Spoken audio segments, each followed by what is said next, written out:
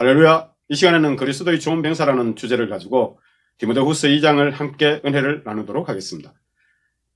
먼저 그리스도의 좋은 병사로서의 삶을 보면은 디모데후서 2장은 바울 사도가 믿음이 연약해져 있는 디모데에게 사역자로서의 자세에 대해 다시 깨우치면서 가르치는 그러한 내용입니다. 그래서 디모데 개인을 향한 가르침이 1절부터 13절의 내용이고 그 다음 14절부터 끝절까지는 교회 사역에 대한 가르침입니다. 먼저 디모데후서 2장 1절부터 2절 내용을 보면은 내 아들아, 그러므로 너는 그리스도 예수 안에 있는 은혜 가운데서 강하고 또 내가 많은 정인 앞에서 내게 들은 바를 충성된 사람들에게 부탁하라. 그들이 또 다른 사람들을 가르칠 수 있으리라. 여기서 바울 사도는 믿음의 아들인 디모데에게 편지하면서 강한 믿음의 사람이 되기를 당부합니다. 물론 옥에 갇혔다가 나온 현실에서 약해져 있는 디모데의 그 믿음을 추스르기 위한 마음으로 전하는 내용입니다. 그리고 그동안 바울 사도가 복음을 전파할 때 들었던 그 복음을 다른 충성된 사람들에게 전파하여 그들이 또 다른 사람들을 가르칠 수 있도록 그렇게 가르치라는 것입니다. 그래서 3절 4절 내용을 보면은 너는 그리스도의 좋은 병사로서 나와 함께 고난을 받으라. 병사로 복무하는 자가 자기 생활에 얽매이는 자가 하나도 없나니 이는 병사로 모집한 자를 기쁘게 하려 함이라. 이는 예수 그리스도의 좋은 병사란 자기 자신을 위한 삶이 아닌 병사로 모집한 자를 기쁘시게 하는 삶을 살아야 한다는 것을 바울 사도가 전하면서 사역자로서의 부르심을 받은 자는 자신의 일을 위해 얽매이는 자가 하나도 없으면 예수 그리스도의 병사로 복무하는 자는 자신을 위한 삶을 살기 위해서 부르심을 받은 것이 아니라 하나님 나라와 그의 의, 곧 하나님께서 옳다고 하시는 그것을 이루기 위한 자임을 깨우치는 그러한 내용입니다. 그리고 5절부터 7절의 내용을 보면은 경계하는 자가 법대로 경계하지 않으면 승리자의 간을 얻지 못할 것이며 수고하는 자가 곡식을 먼저 받는 것이 마땅하니라. 내가 말하는 것을 생각해보라. 주께서 범사에 내게 총명을 주시리라. 이처럼 병사로 복무하는 자가 자기 마음대로 할 수 없는 것은 경계하는 자가 경계의 규칙이자 그 법대로 하지 않으면 완주하였다고 하여도 반칙패를 당하여 승리자의 간을 얻지 못하게 되는 것과 같음을 전하고 있는 그러한 내용입니다. 그리고 6절은 바울 사도가 이를 다른 의도로 표현한 것이 아닌 농사법에 비유하여 농사를 위해 수고하는 농부가 씨를 뿌리기 위해서는 그 주인에게 종자 곡식을 먼저 받는 것이 마땅한 이치와 같음을 전하려는 그러한 의도가 있는 내용입니다. 그리고 7절은 이러한 것은 우리의 일상적인 삶의 이치이기에 그 의미를 생각해 보기를 바울 사도는 디모데에게 권하고 있습니다. 그리하면 주께서 범사에 내게 총명을 주시리라 한 것과 같이 이는 하나님의 섭리이기에 마땅히 하나님께서 총명을 주셔서 깨우치게 하실 것을 믿고 전하는 그러한 내용입니다. 그리고 8절에서 10절의 내용을 보면은 내가 전한 복음대로 다윗의 씨로 죽은 자 가운데서 다시 살아나신 예수 그리스도를 기억하라. 복음으로 말미암아 내가 죄인과 같이 매이는 데까지 고난을 받았으나 하나님의 말씀은 매이지 아니하니라. 그러므로 내가 택함 받은 자들을 위하여 모든 것을 참음은 그들도 그리스도 예수 안에 있는 구원을 영원한 영광과 함께 받게 하려 함이라. 아직은 디모데가 30대 중반의 청년이고 또 지금과 같이 신약 성경이 완성된 때도 아니기에 그 믿음의 근거는 오직 바울 사도의 가르침과 자신의 믿음에 의지하여 성령님의 역사를 통해야 가능하기에 복음 전파로 인하여 처음 오기 갔다 온 그로서는 그 믿음이 연약해져 있다고 우리가 판단할 수 있습니다. 그래서 바울 사도는 단순한 것 같지만은 15년 동안 함께하면서 자신이 줄기차게 전해온 복음대로 다윗의 씨로 죽은 자 가운데서 다시 살아나신 예수 그리스도를 기억하라는 것입니다. 그리고 9절은 비록 바울 사도 자신은 이 복음으로 말미암아 죄인이 될 만한 명분도 없지만은 죄인과 같이 감옥에 매이는 고난을 받고 있으나 사람이 갇힌다고 하나님의 살아계신 말씀까지 갇히는 것이 아님을 전하고 있습니다. 이는 세상 통치자인 네로 황제가 그만큼 어리석음을 간접적으로 표현하는 그러한 의미이기도 한 것입니다. 과연 사람을 가둔다고 복음이 더 이상 전파되지 않고 정체되겠는가 하는 그러한 마음으로 쓴 내용입니다.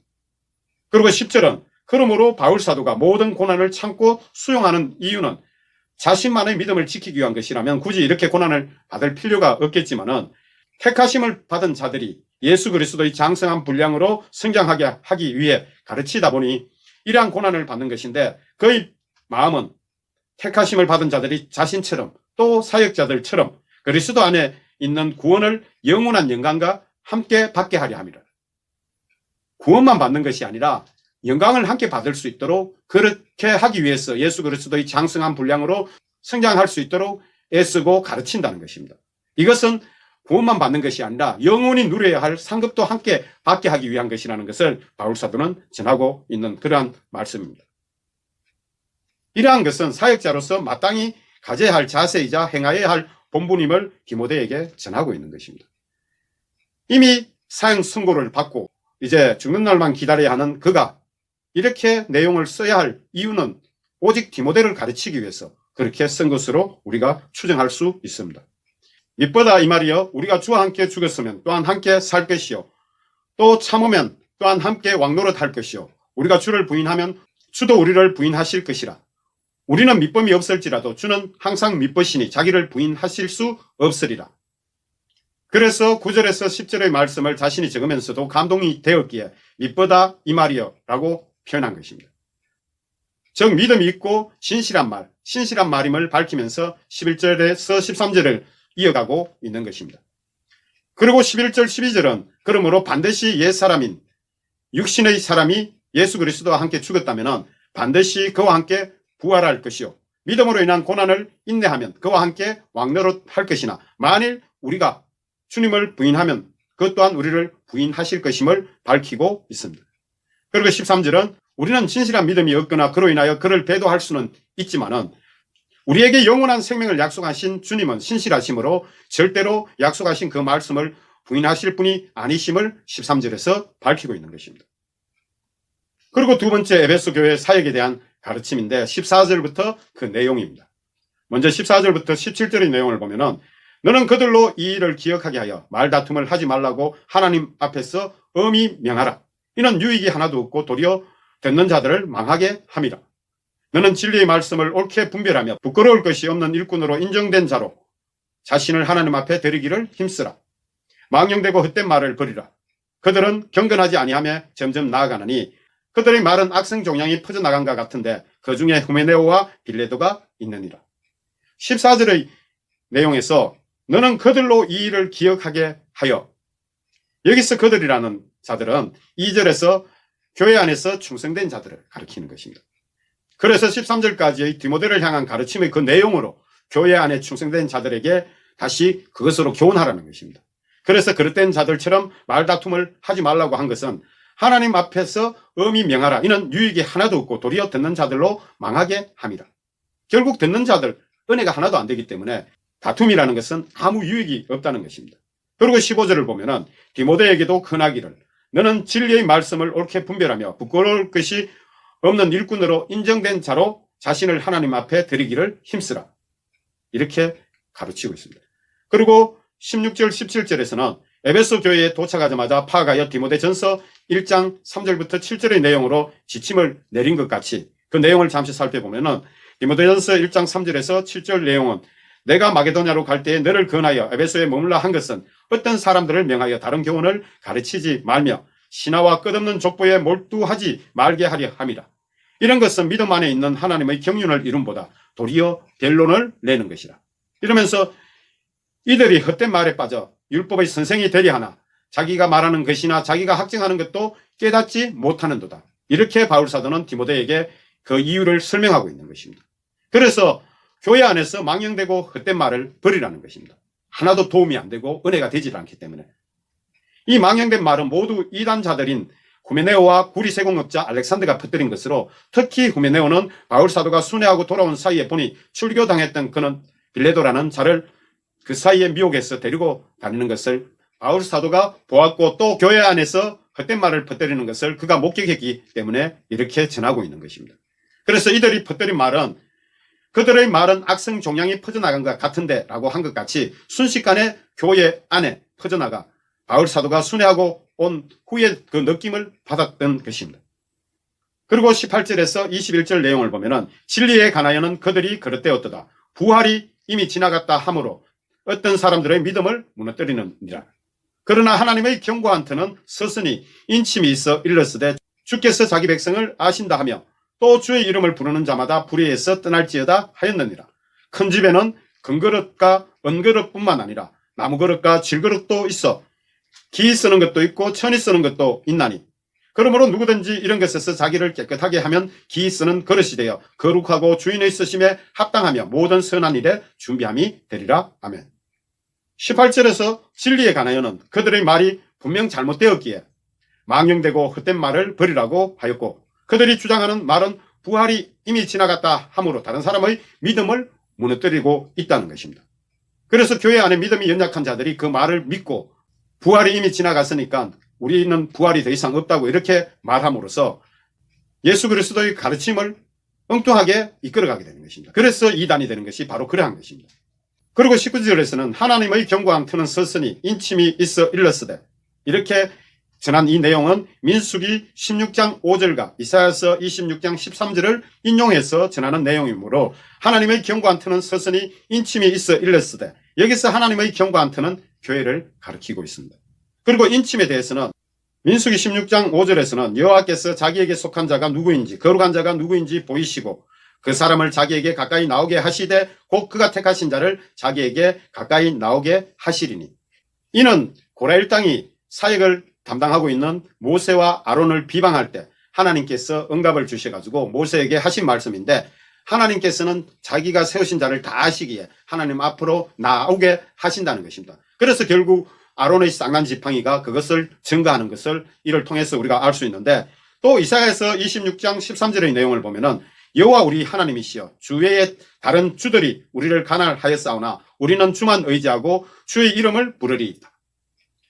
이것은 믿음이 있다면은 다른 신들을 섬기는 것이 아니고 오직 하나님만 바라본다는 그러한 내용입니다. 그러므로 경고한 터는 섰으니 인침이 있어 일렀으되 이 의미는 하나님의 교회는 이미 서 있고 인쳤다는 것은 하나님이 벌써 하나님의 자녀된 것을 증거하였기 때문에 하나님을 믿는 신실한 믿음이 있으면 모든 불의에서 떠날지어다 라고 바울사도는 전하고 있는 그러한 내용입니다. 그러므로 주께서 자기 백성을 아신다 하며 주의 이름을 부르는 자마다 불의에서 떠날지어다 라고 하였느니라 한것 같이 이미 하나님께서는 그 중심을 보시고 알고 계심으로 미혹당할 자들은 미혹될지라도 주의 이름을 부르는 자마다 불의에서 떠날지어다 라고 가르칠 것을 교훈하고 있는 것입니다. 그리고 20절 21절의 내용을 보면은 큰 집에는 금그릇과 은그릇뿐만 아니라 나무그릇과 질그릇도 있어 기 쓰는 것도 있고 천하게 쓰는 것도 있나니 그러므로 누구든지 이런 것에서 자기를 깨끗하게 하면 기 쓰는 그릇이 되어 거룩하고 주인의 쓰심에 합당하며 모든 선한 일에 준비함이 되리라 하고 전하는 것입니다. 그래서 누구에 의해서가 아니라 스스로 예수 그리스도에 대한 하나님에 대한 신실한 믿음이 있다면 불의에서 떠나고 그 믿음을 지키라는 그러한 내용입니다. 여기서 금그릇, 은그릇, 나무그릇, 질그릇이라는 것은 여러 믿음의 분량의 그릇이 있는데 오직 깨끗하게 하고 하나님 쓰시기에 합당하기만 하면 하나님이 거룩하게 구별하셔서 쓰신다는 그러한 것을 의미하는 것입니다. 그래서 이 장의 결론을 보면 먼저 디모데에 대한 당부를 하고 있습니다. 디모데후서 2장 22절에서 26절의 내용이 그 내용입니다. 또한 너는 청년의 정욕을 피하고 주를 깨끗한 마음으로 부르는 자들과 함께 의와 믿음과 사랑과 화평을 따르라. 어리석고 무식한 변론을 버리라. 이에서 다툼이 나는 줄 알미라. 주의 종은 마땅히 다투지 아니하고 모든 사람에 대하여 온유하며 가르치기를 잘하며 참으며 거역하는 자들을 온유함으로 훈계할지니 혹 하나님이 그들에게 회개함을 주사 진리를 알게 하실까 하며 그들로 깨어 마귀의 올무에서 벗어나 하나님께 사로잡힌 바 되어 그 뜻을 따르게 하실까 함이라. 이는 아직 혈기가 왕성한 젊은 디모데가 청년의 정욕 곧 육신의 소욕을 따르는 그 혈기를 버리기를 바라면서 진리를 따르는 자들과 함께 의와 믿음과 또 사랑과 화평을 따르라는 것 가르치면서 교회 안에서 어리석고 무식한 변론을 벌일 것을 당부하고 또 그것이 다툼을 일으키는 원인이라는 것을 바울사도는 전하고 있습니다. 그러면서 디모데에게 교회 감독을 세울 때의 조건처럼 주님의 종으로서 자세를 다시 한번 권하고 있습니다. 그래서 주의 종은 마땅히 다투지 아니하고 모든 사람에 대하여 온유하며 가르치기를 잘하며 참으며 거역하는 자를 온유함으로 훈계할지니 혹 하나님이 그들에게 회개함을 주사 진리를 알게 하실까 하며 그들로 깨어 마귀의 올무에서 벗어나 하나님께 사로잡힌 바 되어 그 뜻을 따르게 하실까 함이라. 이처럼 사역자들은 주님의 마음으로 모든 것을 수용하면서 포용해야 될 것을 바울 사도는 가르치고 있습니다. 이것이 사실은 힘든 부분들입니다. 아마 이 내용들을 통해 추측해 보면은 디모데가 진리에 대한 변론을 하다가 이단 교사들과 다투는 바람에 옥에 들어갔을 수도 있다고 추정해 볼 수도 있습니다. 이로써 디모데후서 2장의 결론을 마치게 됩니다. 할렐루야.